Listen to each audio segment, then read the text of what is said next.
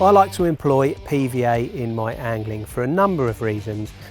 The main one is that you can get free offerings around your hook bait, and the other, they prevent tangles.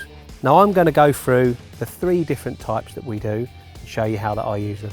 So the first one is the PVA stick material.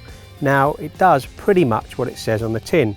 I like to create PVA sticks using very, very fine boilie crumb and placing your thumb on the bottom of the PVA tube, stick the compressor in and compress down nice and tightly. I like to use one about 1 inch or so long, and once you've popped it out of the stick you need to tie off with a simple granny knot, then followed by another and chop it with a pair of scissors. And the way that I attach that to my hook length is I thread the hook length through the middle of the stick, poke the hook in the bottom, and that ultimately allows the hook length to sit nice and straight on the lake bed, and when it melts it leaves a lovely little pile of boilie crumb around your hook bait. So the next one in the range is the boilie. I like to use this PVA tube for my boilies. I've never liked to go overboard, so I usually pop 2 to 3 boilies into the tube. I allow the PVA to come off the bottom, tie off with another granny knot, and for this one you'll notice that I do a little trick with this. I leave a little fuse of PVA at the end. Now the reason for that is I like to nick the hook into the bottom of the fuse, wrap the fuse around the back of the hair and then back over the point of the hook.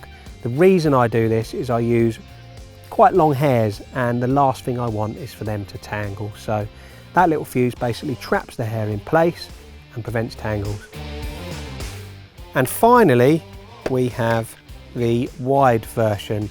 Now you can use all sorts of baits in the wide version, whether that's sort of dried sweet corn, you can use it with casters, you can use it with maggots. Literally the world is your oyster with the wide one. So for the session that I'm on today, I've been using a little bit of caster. So you literally pop the casters in however many you want into the PVA tube, once again tie it off with a granny knot, nick the hook on, or leave a fuse just like I did with the boilie, and away you go.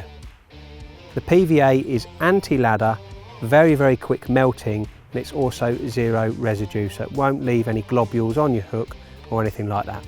So if, like me, you use a lot of PVA, we also do refills as well in 5 metre refills. You get 5 metres on the tubes themselves.